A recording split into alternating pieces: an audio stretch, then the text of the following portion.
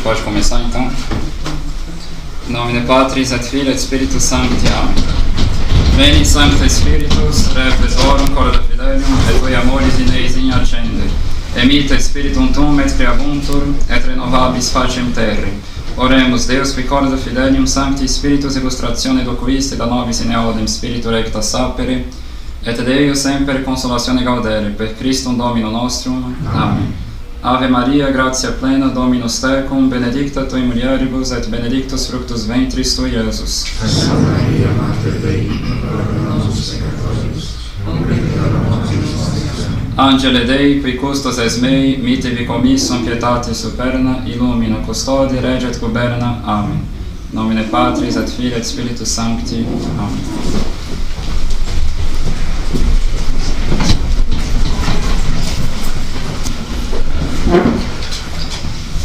Bom, agradeço primeiramente imensamente o Padre Braulio por ter dado essa ocasião, então, para fazer uma rápida conferência, como ele mesmo divulgou, sobre um assunto espiritual, né? E tem um assunto que eu acho muito interessante para a vida espiritual, sobretudo porque nos meios, particularmente da tradição, graças a Deus, ainda é muito popular, mas se percebe uma certa ignorância em certos aspectos sobre a consagração à Nossa Senhora, né?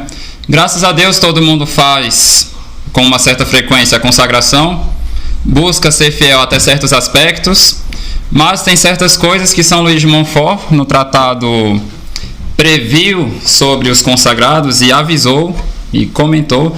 Claro, vocês vão perceber, espero que dá para se aplicar também a outras devoções à Nossa Senhora em geral, mas tem algo muito importante que ele fala dos frutos dessa devoção ligadas a uma certa fidelidade às práticas interiores, né? Então, se eu pudesse dar um título, eu sou muito ruim para isso, para essa conferência, eu a chamaria de A Perfeita Devoção à Nossa Senhora, né? Segundo São Luís. E, para iniciar, coisa que muitas pessoas às vezes passam despercebida, né? Ao ler o tratado, tem esse parágrafo 119, São Luís faz o comentário da questão de graus na perfeita devoção à Nossa Senhora. E São Luís diz: o essencial desta devoção consiste no interior que ela deve formar. Curioso, e o que ele diz? E por este motivo não será compreendida igualmente por todo mundo. Alguns hão de deter-se no que ela tem de exterior, e não passarão avante, e estes serão o maior número. Outros, em número reduzido, entrarão em seu interior, mas subirão apenas um degrau. E ele começa a falar de graus agora nessa devoção. Quem alcançará o segundo? Quem se elevará até o terceiro? Quem finalmente se identificará nesta devoção? Aquele somente a quem o Espírito de Jesus Cristo revelar este segredo, ele mesmo conduzirá a esse estado a alma fiel, fazendo-a progredir de virtude em virtude, de graça em graça e de luz em luz, para que ela chegue a transformar-se em Jesus Cristo e atinja a plenitude de sua idade sobre a terra e de sua glória no céu. Obviamente, essa conferência supõe já um certo conhecimento do Tratado da Verdadeira Devoção. Se tem pessoas que ainda não conhecem, é um convite meu que eu faço de lerem esse livro, que é extraordinário, é realmente algo que a gente percebe uma inspiração particular que o autor teve para formar um exército de Nossa Senhora. Mas essa conferência que eu preparei é sobretudo para aqueles que já conhecem, que já praticam um certo tempo, para que prestem atenção em certos detalhes que São Luís deixou no tratado e que muitas vezes são negligenciados. Primeira coisa que ele diz: alguns hão de deter-se no que ela tem de exterior e não passarão avante, e estes serão o maior número. São Luís, na época dele, numa época em que a sociedade já era muito diferente da nossa, claro que já tinha uns problemas ali, digamos que a Revolução Francesa já estava já estava nascendo em sementes, obviamente vai surgir só no final do século XVIII, mas ali já se tinham fortes traços do jansenismo, que terá uma grande influência na Revolução Francesa, e São Luís sofreu muito nas mãos dos jansenistas e dos galicanos, enfim. é uma outra história, mas já na sua época, em que a sociedade tinha um outro ritmo, a sociedade não tinha tanta correria como hoje em dia, ele já dizia que um grande número de consagrados a Nossa Senhora iriam se deter no que essa devoção tem de exterior. E o que isso quer dizer? Muitos se limitariam unicamente ao fato de fazer essa consagração. Tanto que no início do parágrafo 119 ele diz: o essencial desta devoção consiste no interior que ela deve formar. E ele diz que a maioria não vai entrar nisso. Não é que para a maioria esteja proibido, né, entrar no interior dessa devoção, mas ele diz que muitos não conseguem, por assim dizer, porque não fazem o esforço necessário para praticar essa devoção, sobretudo interiormente. E um outro parágrafo curioso, é verdade que para uma pessoa que lê o tratado pela primeira vez, um dos parágrafos, um dos capítulos que mais chama a atenção de alguém que lê o tratado é quando São Luís fala dos apóstolos dos últimos tempos. É verdade que é uma das partes mais, digamos, atraentes nesse tratado, falando de pessoas que vão realmente ter uma grande força para fazer Jesus Cristo reinar nos corações das almas, né? Mas um detalhe que muitos não percebem, São Luís no parágrafo 55 diz: Deus quer finalmente que sua Mãe Santíssima seja agora mais conhecida, mais amada, mais honrada, como jamais o foi. E isto acontecerá sem dúvida, mas ele coloca uma condição: se os predestinados puserem em uso, com o auxílio do Espírito Santo, a prática interior e perfeita que lhes indico a seguir. Então ele falou: Deus quer que Nossa Senhora seja mais conhecida, mais amada e mais honrada, como ela nunca o foi antes. E ele falou: isso vai acontecer se os predestinados, no caso as pessoas que o Espírito Santo, nesse contexto do vocabulário de São Luís, as pessoas que o Espírito Santo impulsionou a fazer essa consagração, isso acontecerá se eles colocarem em uso a prática interior e perfeita que lhes indico a seguir, que será, sobretudo, o interior que essa devoção deve formar, que ele ensina, sobretudo, quando ele fala que devemos fazer tudo com Maria, por Maria, em Maria e para Maria. Então isso quer dizer que muitas pessoas vão se consagrar a Nossa Senhora, mas muitos não vão se aplicar a essas práticas interiores, né? Não porque falta graça para essas pessoas, mas talvez a vontade, a seriedade em querer penetrar no interior que essa devoção deve formar. E justamente são dessas pessoas que se deixaram formar interiormente por Nossa Senhora que Deus vai se servir particularmente no fim dos tempos, como diz aqui São Luís de Montfort. Outra passagem do tratado, onde ele explica a importância que ele dá para essas práticas interiores, parágrafo 226. No parágrafo 226, ele fala das práticas exteriores dessa devoção. E ele começa assim: se bem que o essencial desta devoção consista no interior, então ele tem muito claro essa ideia. Ele repete várias vezes no tratado que o essencial dessa devoção consiste no interior. Isso não é pretexto para desprezar o que há de exterior nela. Atenção. Se bem que o essencial desta devoção consista no interior, ela conta também práticas exteriores que é preciso não negligenciar. Tanto porque as práticas exteriores bem feitas ajudam as interiores, como porque relembra ao homem que se conduz sempre pelos sentidos o que fez ou deve fazer. Ou seja, nós temos práticas exteriores nessa devoção. Nós temos o Santo Rosário, que faz parte também daquele que quer se entregar sinceramente a Nossa Senhora. Nós temos a renovação anual da consagração para aqueles que já fizeram. Mas essas práticas exteriores são instrumentos para que a pessoa possa formar interiormente, digamos assim, essa identificação a Nossa Senhora. Então, se nós nos servimos dessas práticas exteriores, é com o intuito de melhor formar em nós esse interior. Então, gostaria de dar alguns exemplos, como que outras devoções a Nossa Senhora muitas vezes também mostram essas características em que a maioria se limita ao que há de exterior nessas devoções. Então, na sexta-feira, nós tivemos o belíssimo dia da festa de Nossa Senhora do Carmo, só notícia boa para todo mundo, né? E é interessante porque a devoção do escapulário de Nossa Senhora do Carmo foi prefigurada no Antigo Testamento.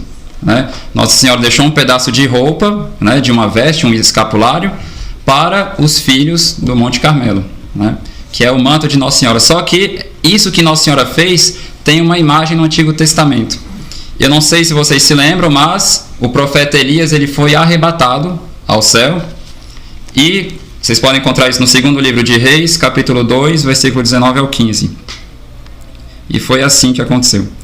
Tendo passado, Elias disse a Eliseu: pede-me algo antes que eu seja arrebatado de ti. Que posso eu fazer por ti? Pergunta ele. Eliseu respondeu: seja-me concedida uma porção dobrada do teu espírito. Pedes uma coisa difícil, replicou Elias. Entretanto, se me vires quando eu for arrebatado de ti, isso te será dado. Mas se não me vires, não te será dado. Continuando o seu caminho, entretidos a conversar, eis que de repente um carro de fogo com cavalos de fogo os separou um do outro, e Elias subiu ao céu num turbilhão. Vendo isso, Eliseu exclamou: meu pai, carro e cavalaria de Israel! E não ouviu mais. Tomando então as suas vestes, rasgou-a em duas partes, apanhou o manto que Elias deixara cair e, voltando até o Jordão, parou à beira do rio. Tomou o manto que Elias deixara cair, bateu com ele nas águas, dizendo: onde está o Senhor, o Deus de Elias? Onde está ele? Tendo ferido as águas, estas separaram-se para um e outro lado, e Eliseu o atravessou. Os filhos dos profetas que estavam em Jericó, vendo o que acontecera defronte deles, disseram: o espírito de Elias repousa em Eliseu. Foram-lhe ao encontro, prostraram-se por terra diante dele. Então o que acontece? Essa devoção de Nossa Senhora do Monte Carmelo foi prefigurada por esse manto que Elias deixou para Eliseu, e quando Eliseu se revestiu do manto de Elias, ele ficou com a força e o espírito de Elias. Então, quando Nossa Senhora, apesar dela ter dado como o que é uma grande graça, só no céu a gente vai ver o quanto que foi grande a bondade de Nossa Senhora em nos dar o escapulário com essas promessas, por mais que ela tenha de fato prometido o céu e também tem o privilégio sabatino e muitas outras graças ligadas ao Santo Escapulário, uma das intenções de Nossa Senhora era de fazer algo parecido com o que aconteceu com Elias. Santo Elias no Antigo Testamento. Santo Elias deixou o manto dele e Santo Eliseu ficou revestido da força e do espírito de Elias. Nós nos revestimos do manto de Nossa Senhora, que é o escapulário, então nós devemos nos revestir das virtudes e, por assim dizer, da força de Nossa Senhora. Só que muitas pessoas vão se limitar ao que há de exterior nessa devoção. Entendem a analogia com São Luís? Muitos vão se limitar a fazer a imposição do escapulário. Mas quantos vão tentar penetrar no interior dessa devoção, em se deixar realmente revestir de Nossa Senhora interiormente? A mesma coisa nós podemos falar do Santo Rosário. É interessante porque em Fátima, quando Nossa Senhora apareceu, ela disse que Deus quer estabelecer no mundo a devoção ao seu Imaculado Coração. Então Nossa Senhora, ela deu vários elementos durante as aparições para que as pessoas pudessem entender como que pode se aperfeiçoar essa devoção ao seu Imaculado Coração. Uma das coisas interessantes nas aparições de Fátima foi o milagre do sol, porque nesse dia, se eu não me engano, foi só para Lúcia que Nossa Senhora mostrou isso. Talvez, eu não me lembro agora, mas acho que a Jacinta também viu, não me lembro exatamente, você deve verificar. Mas Nossa Senhora, no dia do milagre do sol, ela mostrou Nossa Senhora do Rosário, para Lúcia, ao menos, acho que para a Jacinta também. Depois ela mostrou Nossa Senhora das Dores, e depois, o que ela fez? Ela mostrou também Nossa Senhora do Monte Carmelo. Por quê? Porque essas devoções, de alguma forma, elas auxiliam a pessoa a ter um coração semelhante ao de Nossa Senhora. Porque no Evangelho a gente lê que Nossa Senhora meditava constantemente na vida de Nosso Senhor. Então, quando uma pessoa reza o Santo Rosário, ela fica constantemente vendo a vida de Nosso Senhor, de forma que o coração dela começa a se assemelhar ao de Nossa Senhora, né? Então, se a pessoa leva a sério a devoção ao Santo Rosário, se ela não se limita ao que há de exterior nessa devoção, existe um interior que essa devoção deve formar. E assim por diante. Então, São Luís, ele dá muita importância para essa questão das práticas interiores. E ele coloca graus nessa devoção. Primeiro grau seriam aqueles que iriam se limitar unicamente a fazer essa consagração, ao que ela tem de exterior. Outros iriam passar um grau acima, ou seja, iriam começar a se aplicar a essas práticas interiores. Outros vão subir ao 2º grau, outros ao 3º, ou seja, a pessoa vai se aplicar cada vez mais a essa transformação interior em Nossa Senhora, mas que infelizmente não será a maioria. Não por falta de graça de Deus, mas por falta de generosidade da nossa parte. Então, tudo aquilo que São Luís fala de muito interessante, ao menos dos instrumentos que Nossa Senhora vai utilizar para instaurar esse reino de Nosso Senhor na Terra, esses instrumentos serão particularmente essas pessoas que vão se deixar guiar pelas práticas interiores. Então, muitos não se dedicam seriamente ao recolhimento, e é algo que é absolutamente necessário para o progresso no amor de Deus e logo para que a pessoa possa, de fato, fazer a prática mais perfeita dessa devoção a Nossa Senhora, como a prática interior. Então, eu mostrei para vocês com algumas passagens o interesse que São Luís tinha de fazer com que as pessoas levassem a sério essa prática interior da devoção a Nossa Senhora. Porque se revestindo interiormente de Nossa Senhora, a pessoa terá mais força para torná-la conhecida, amada e honrada. E é por isso que eu gostaria de comentar rapidamente com vocês o grande interesse que os santos tinham em formar almas interiores e qual o interesse disso para uma correção coerente dos problemas modernos que nós vivemos. Os santos, um dos principais objetivos deles, na época em que eles faziam o apostolado deles, era o de formar almas interiores. Os santos, eles se esforçavam com tudo aquilo que eles tinham para o bem das almas, mas particularmente quando eles tinham oportunidade, eles se dedicavam à formação de almas interiores, ou seja, almas verdadeiramente unidas a Nosso Senhor Jesus Cristo. É impossível um santo desejar outra coisa. Qual o interesse de fazer o bem, senão para unir as pessoas cada vez mais perfeitamente a Nosso Senhor Jesus Cristo? E por que eles faziam isso? Eles faziam isso porque eles sabiam bem que era particularmente delas, ou seja, dessas almas interiores, que o mundo precisava. E aqui eu gostaria de fazer alguns comentários de teologia, para que a gente entenda o porquê da necessidade de almas interiores. Para entender isso, nós devemos entender a importância da graça de Deus. Porque a graça de Deus, claro, tem a graça habitual, em que Deus nos eleva, mas também tem os auxílios atuais de Deus, pelos quais Ele nos ajuda a cumprir corretamente a sua vontade. E São Tomás de Aquino, ele é muito claro na Suma Teológica. São Tomás, ele explica que sem a graça de Deus, no estado atual das coisas, é impossível uma pessoa praticar os 10 mandamentos perfeitamente.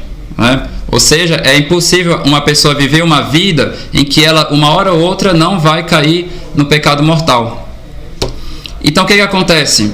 Se nós observamos uma decadência moral na sociedade, nós devemos saber que uma das causas disso é uma espécie de restrição da difusão da graça de Deus para as almas. Sem a graça de Deus, as pessoas não vão conseguir fazer o mínimo do mínimo, por assim dizer, que é a prática dos 10 mandamentos, a lei natural. Então, se nós percebemos que certas desordens crescem na sociedade, uma das principais causas é o fato da graça de Deus, por um lado, estar sendo limitada para essas pessoas. É um dos interesses da missa tridentina também, porque tem muitos ritos na própria missa que alcançam de Deus mais graças ainda para as almas que participam dela, e isso vai ajudar elas a cumprirem mais perfeitamente os 10 mandamentos. Então se observa também uma prática cada vez mais diminuída dos sacramentais. Hoje em dia as pessoas dão cada vez menos valor aos sacramentais, ao grande poder dos sacramentais, e são graças a menos que elas recebem. E com menos graças, mais impossível vai se tornar para elas, mesmo totalmente impossível, porque nós não somos pelagianos, totalmente impossível de praticar os 10 mandamentos. Então, pensar numa solução coerente para os problemas modernos, sem levar em consideração a necessidade que nós temos da graça de Deus, é uma solução aparente. E isso tem muita consequência quando se fala de vida interior. Eu vou mostrar para vocês. Então, por um lado, os canais da graça acabaram sendo limitados para as pessoas hoje em dia, infelizmente, né? Então, com o aumento de abuso litúrgico e muitas outras coisas, os sacramentos cada vez feitos com mais negligência e assim por diante, as pessoas vão perdendo acesso à graça de Deus. E por outro lado, também tem a questão da recepção da graça de Deus, né? As pessoas também estão com um terreno cada vez menos fértil para produzir essa graça de Deus. Uma das principais causas é a ignorância quase que completa, né, da fé católica e assim por diante. A péssima educação que a sociedade tem dado para os seus membros e assim por diante. Nós poderíamos usar aquele exemplo da parábola do semeador. Tem a semente de um lado, que vai ser jogada em terrenos diferentes, mas tem terrenos que não produzirão muitos frutos, né? É interessante que um dos terrenos que impedem esses frutos de crescerem, de produzirem, é aquele que é o terreno espinhoso.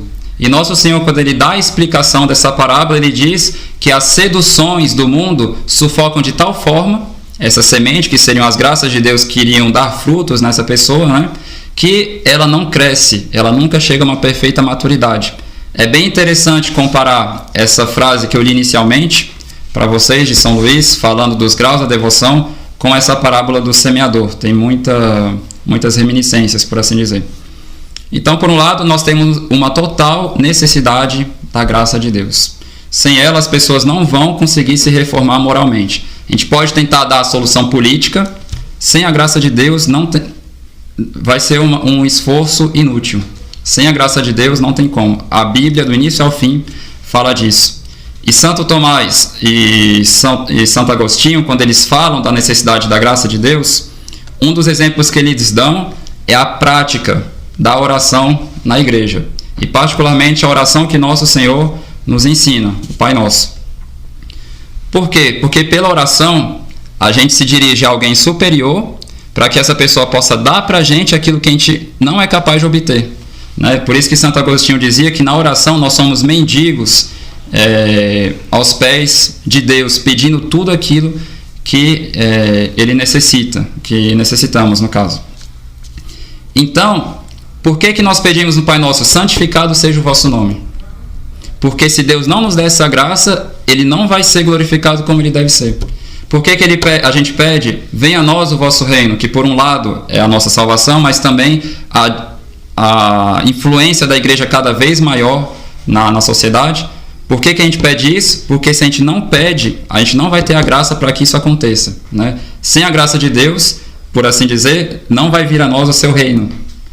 E em seguida, santificado seja o vosso nome, venha a nós o vosso reino, seja feita a vossa vontade. Se nós não pedimos a Deus isso, nós não conseguiremos fazer uma sociedade que vive a vontade de Deus e assim por diante. Não é à toa que pedimos essas coisas. Não é à toa que, se nós pedimos a Deus que nos dê forças contra a tentação, é porque sem a oração, sem a graça de Deus, para ser mais específico, nós não conseguimos resistir à tentação. Então, uma solução que deixa de lado a questão da graça de Deus é uma solução aparente, né? E o que tem isso a ver com as almas interiores? O que tem isso tudo a ver com a vida interior? Porque a vida interior em si, só para talvez quebrar como é que posso dizer? Uma ideia completamente errada de vida interior, muita gente acha que ter uma vida interior forte é ter uma imaginação bem fértil, né? A pessoa, quando ela reza, ela se imagina aos pés da cruz de Nosso Senhor, ela chora, né? Falta ela ver Nosso Senhor na frente dela, com o coração ardendo de fogo e tudo mais. Então, às vezes, as pessoas associam vida interior a ter uma imaginação muito forte, sobretudo na vida de oração dela. Não tem nada a ver com isso, né? Tanto que Santa Teresinha do Menino Jesus, muitas vezes ela ia rezar o texto praticamente quase que dormindo, né? Então muitas vezes ela ficava quase que cochilando quando ela fazia a ação de graças, né? E nem por isso a vida interior dela era fraca, né? Todo mundo está de acordo e espera, se não tiver, como diz São Pio X, a maior santa dos tempos modernos, né? Santa Teresinha do Menino Jesus. Então o que acontece? Uma vida interior mais perfeita é uma vida onde a caridade na alma dessa pessoa está mais forte, né? Então, todas as práticas da vida interior visam fortalecer a caridade na alma de uma pessoa. Porque a caridade, ela é nossa amizade com Deus, né? Então, quanto mais perfeita é a caridade de uma pessoa, mais perfeita é a amizade dela com Deus, e existe uma certa conveniência entre essa pessoa e Deus, em que Deus ele não quer negar nada para essa pessoa, né, na medida da amizade dela. Deus não é obrigado a nos dar suas graças, né? Ele nos dá elas puramente por bondade, mas é do agrado de Deus fazer com que exista uma certa conveniência em não negar nada para uma alma que não nega nada para ele, né? Então, por isso, uma pessoa que tem uma caridade muito forte, ela consegue obter de Deus mais graças, né? O padre Garrigou Lagrange, naquele livro As Três Idades da Vida Espiritual, ele faz um comentário muito interessante. Ele tenta comparar os diferentes níveis de caridade em uma alma com os talentos. Então, tem pessoas no mundo que a caridade na alma delas vale 1 talento, por assim dizer. Outras, a caridade delas vale 3 talentos. Outras vale 7, outras 10. Digamos que no mundo inteiro existem, 1 bilhão de pessoas que têm uma caridade de 1 talento. Se essas pessoas todas no mundo, juntas, rezam, a oração de uma só pessoa, que tem, 5 talentos, a oração dela sozinha diante de Deus tem mais força do que de todas essas outras pessoas que têm uma caridade de 1 talento, né? E ela sozinha consegue atrair mais graças para o mundo do que todas as outras juntas com uma caridade menos perfeita, né? Então, é algo que não se deve desprezar, essa questão da perfeição da caridade, né? Nosso objetivo deve ser o de aperfeiçoar em nós a caridade, e por isso que os santos eles tinham interesse em formar almas interiores, né? Porque são essas almas que vão atrair para o mundo as graças de Deus. Para isso eu gostaria de fazer uma citação de São João da Cruz. A gente encontra essa citação naquele belíssimo livro, A Alma de Todo Apostolado, onde ele explica exatamente isso, né? É um pouco longa a citação, mas acho que vale a pena. São João da Cruz dizia: reflitam aqui durante alguns instantes esses homens devorados pela atividade que pensam revolver o mundo com suas pregações e demais obras exteriores, e sem custo algum chegaram a compreender que muito mais úteis seriam à Igreja e muito mais agradariam ao Senhor, não falando do bom exemplo que dariam em torno deles, se consagrassem mais tempo à oração e aos exercícios de vida interior. Continua São João da Cruz: certo é que procedendo assim, com uma só obra e com muito menos trabalho, fariam maior bem do que fazem com milhares de outras a que dedicam a vida. A oração lhes mereceria essa graça, e lhes alcançariam as forças espirituais de que é um mister para produzir frutos. Sem ela, tudo se reduz a grande estrondo.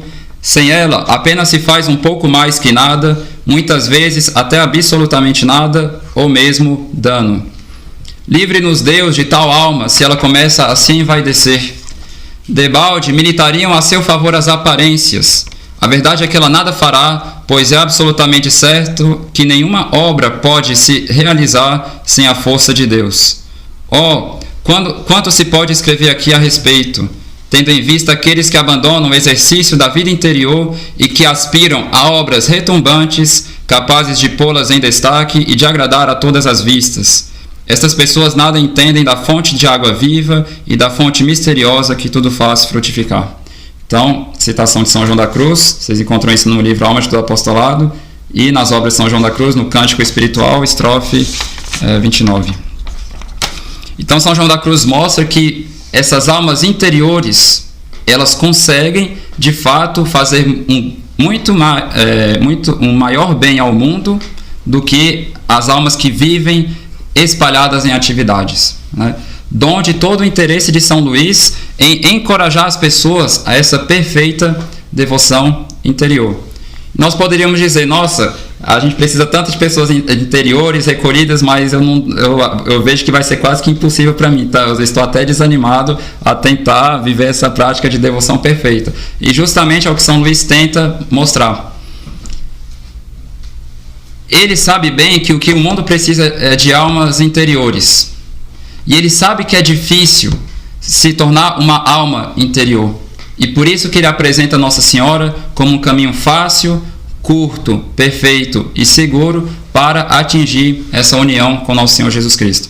Então eu quis mostrar para vocês que nós precisamos de almas interiores para reformar o mundo concretamente, senão toda atividade vai ser uma espécie de perda de tempo, em vários aspectos. Ao menos não vai ser a solução real, vai ser uma solução aparente, mesmo que Deus possa se servir de um mal para produzir um bem maior, enfim. Mas, justamente para formar essas almas interiores, São Luís apresenta Nossa Senhora como um caminho fácil, curto, perfeito e seguro.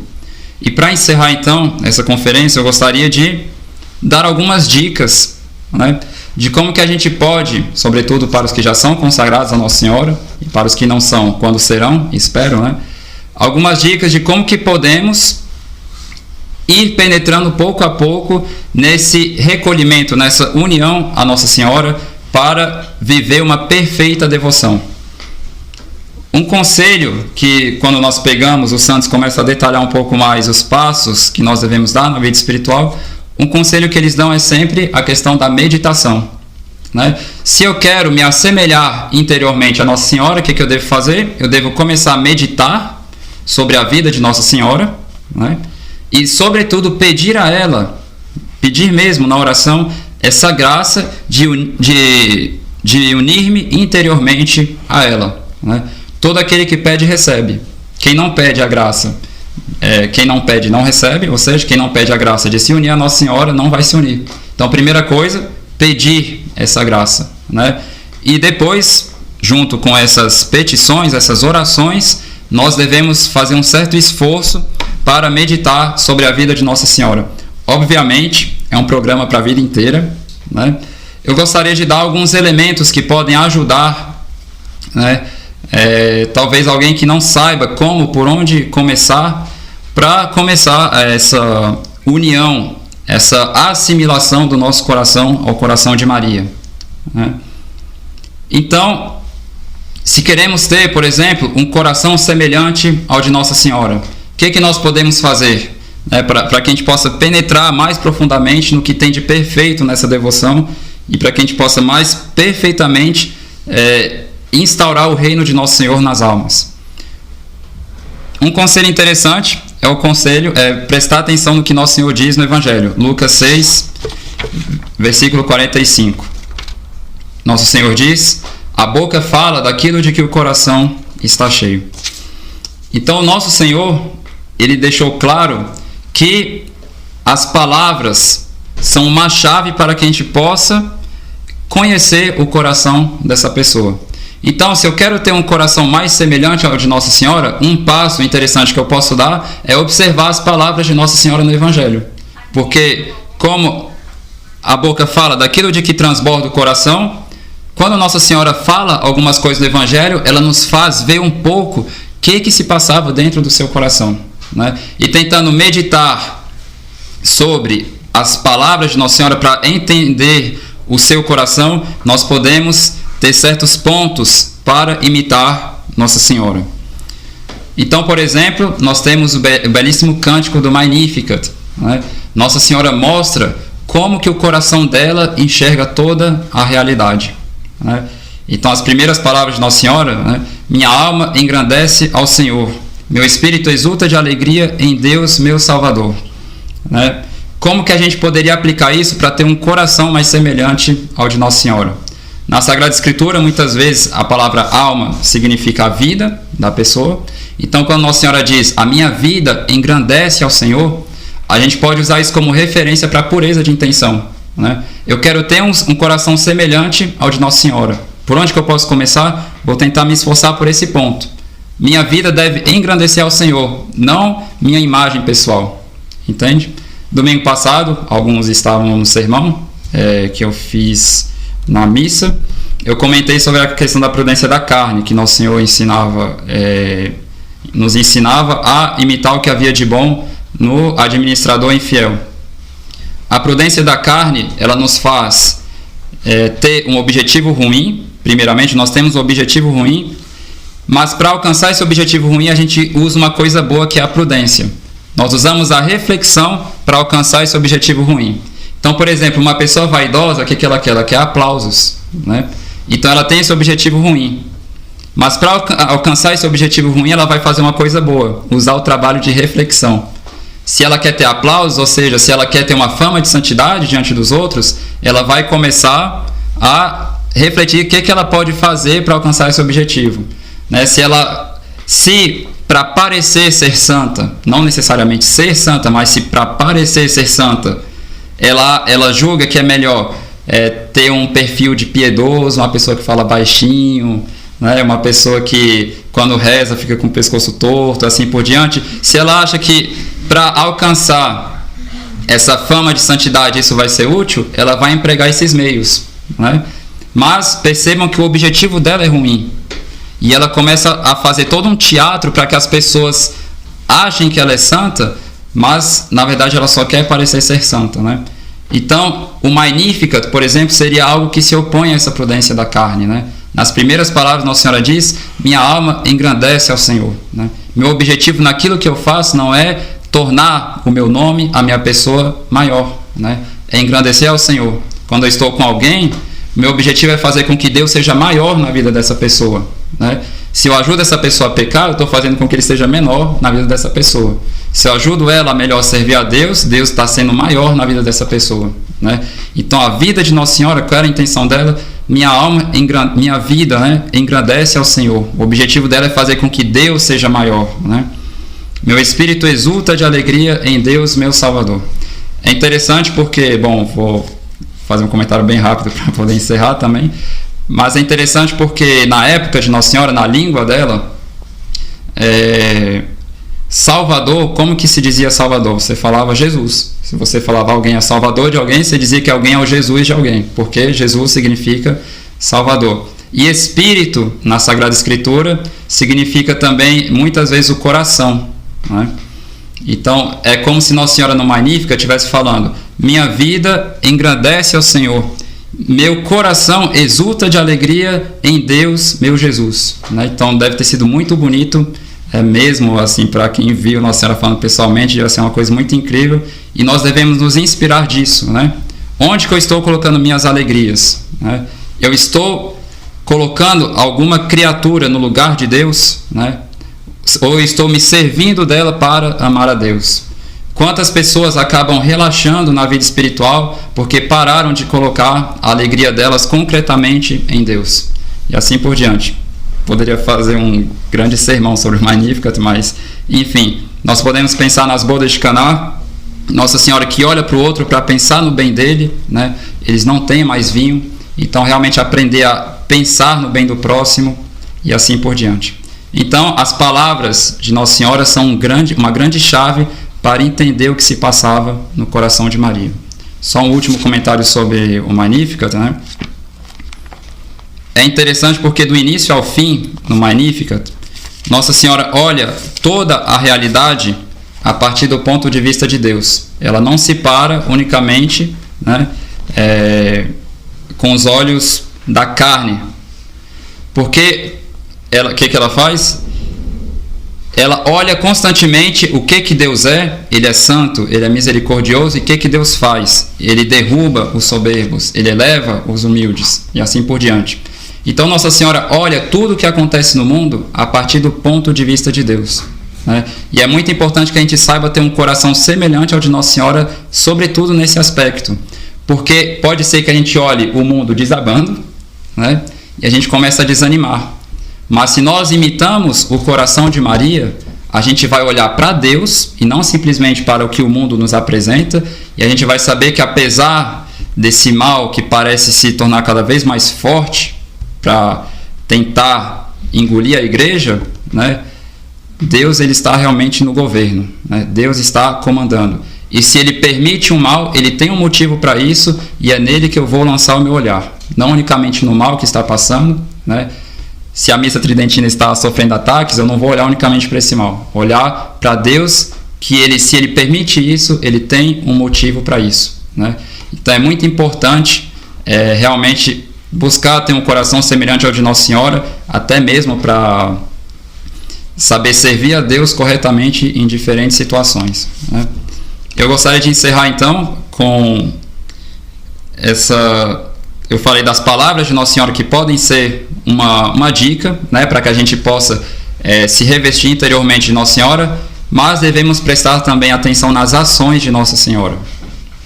E São Lucas, ele nos dá a entender de que Nossa Senhora era uma pessoa que era extremamente reflexiva sobre a vida e os ensinamentos de Nosso Senhor Jesus Cristo.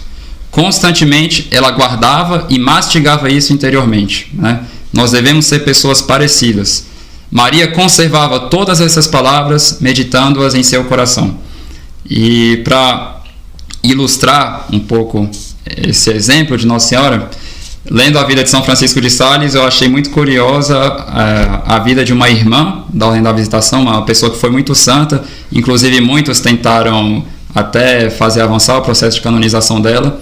Era uma irmã que se chamava Simpliciana, né? Uma espécie de irmã simpliciana, irmã simplicidade, algo do tipo, né? E era uma irmã muito curiosa porque, na verdade, ela era uma órfã e ela ficou aos cuidados do tio dela, e o tio dela detestava ela porque ela tinha uma inteligência muito rude, muito dura. Ela interpretava tudo ao pé da letra, literalmente, né? Aí quando São Francisco de Sales fundou a Ordem da Visitação com Santa Joana de Chantal, ele quis meio que jogar essa sobrinha dele para alguém, né? E ele chegou lá e jogou ela para Santa Joana de Chantal. Cuida dessa menina aqui que ela é muito difícil, né? Mas ele não falou assim, para ela ficar com vocês, mas era o que ele queria. Mas ele falou, fica com ela um tempo aí, né? Ia passando o tempo, a menina não ia embora, né? E era muito engraçado porque às vezes ela fazia umas coisas bem sem noção, porque ela interpretava tudo literalmente ao pé da letra, né? Então era muito difícil lidar com ela nesse aspecto, apesar de todo mundo gostar muito dela. Mas ela, apesar de ter sofrido tanto na mão do tio, ela estava amando estar com aquelas irmãs ali, né? Para ela era o céu e ela não queria mais sair de lá. Aí Santa Joana de Chantal viu que estava passando um tempo demais. Aí ela até fala com São Francisco de Sales, acho que está na hora de mandar ela embora, né? Aí foram falar para ela, né? Então a gente vai devolver você pro seu tio e tudo mais, porque, enfim, era complicado, não tinha como deixar ela lá. E ela começou a chorar bastante porque ela não queria ir embora, né? Do convento. E ela falou, minha madre, né? É verdade aquilo, então, mas é verdade aquilo que todo mundo diz, que Nossa Senhora, quando alguém pede algo para ela, ela nunca recusa, né? Aí elas falaram, sim, então eu vou voltar, se preocupa não. Então, de fato, ela foi lá, né? Ficou chorando para voltar, e São Francisco de Sales falou, vamos aceitar ela, né? Vai negar uma criança, sendo que Nosso Senhor não recusou, né? Então, ela entrou no convento e ela sempre permaneceu assim, um modelo. Todo mundo amava ela muito, só que ela interpretava tudo ao pé da letra. Até que chegou uma época que a Ordem da Visitação começou a crescer tanto que tiveram que abrir novas casas, e Santa Joana de Chantal teve que sair dessa casa, que era a casa mãe, né, da Ordem da Visitação, se eu não me engano, para abrir uma outra em Lyon, e era essa irmã que ia se tornar a madre do convento. E Santa Joana de Chantal quis fazer uma brincadeira com ela, né? Falou, seja uma boa madre, mas não seja hipócrita, né? E ela foi embora. E ela ficou matutando isso, né? Mas o que é ser hipócrita, né? Eu já sei. Quando você é hipócrita, você aparenta ser uma coisa que você não está sendo interiormente. Então você faz uma espécie de teatro. Ela começou a fazer essa reflexão, né? E ela percebeu, eu acho que eu sou hipócrita, porque às vezes quando uma irmã vem me chamar para ajudar ela, eu não quero de forma alguma, eu estou com muita raiva, eu fico dando um sorriso para ela e vou ajudar. Então o que aconteceu? Quando uma irmã vinha pedir ajuda dela, ela falava, sai daqui que eu não quero te ajudar. Ou então, quando alguma irmã fazia tudo muito mal feito, nossa, você faz tudo errado, etc. E ela falava assim, na lata mesmo, tudo que vinha na cabeça, ela falava, porque ela não queria ser hipócrita. E rapidinho ela começou a ser insuportável no convento. E Santa Joana de Chantal não sabia dessas histórias, até que um dia ela voltou no convento, ficou sabendo o que aconteceu, e explicou para ela, não, quando eu falei da hipocrisia, não foi nesse sentido de você literalmente parar de fazer esse esforço. E Santa Joana de Chantal disse: lembra do que nos ensina o nosso pai, né, São Francisco de Sales, que ainda estava vivo na época, que muitas vezes a caridade vai fazer com que você faça as coisas sem sentir nada interiormente, mesmo sentindo o contrário. Então, muitas vezes, sorrir para a pessoa, mesmo se interiormente você não quer sorrir para ela, né? E naquela hora acabaram todas as dúvidas dela, ela entendeu. Só que o que ela fez? Ela anotou num papelzinho essas frases de São Francisco de Sales. Infelizmente, esqueci de trazer esse livro, né, comigo, então não lembro a frase exata que ela anotou. Mas o que ela fazia, então, todo dia, às vezes, andando no jardim do convento? Às vezes ela pegava o papelzinho dela, ficava lendo, isso que nosso pai fundador nos ensina. Fechava e ficava o dia inteiro refletindo naquilo, né? E ia aplicando aquilo.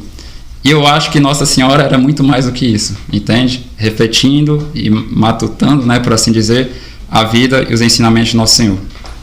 Então...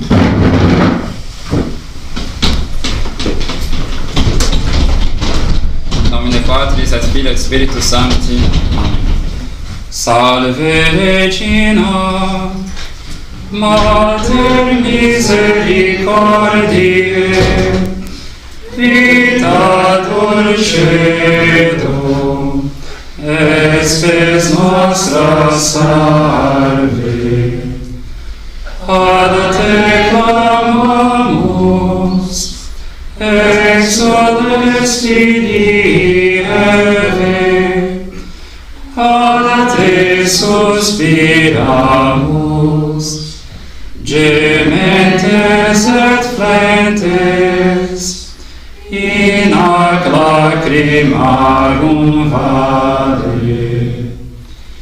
Eia ergo, advocata nostra, idos tuos misericordes oculos, ad nos converte. Et Iesu, benedictum fructum ventris tui, nobis post hoc exilium ostende. O clemens, o pia,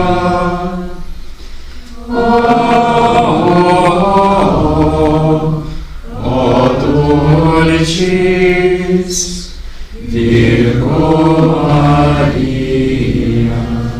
Uma bênção para vocês. Adiutorium nostrum in nomine Dominus vobiscum, benedictio Dei omnipotentis, Patris et Filii et Spiritus Sancti, descendat super vos et manet semper. Amen.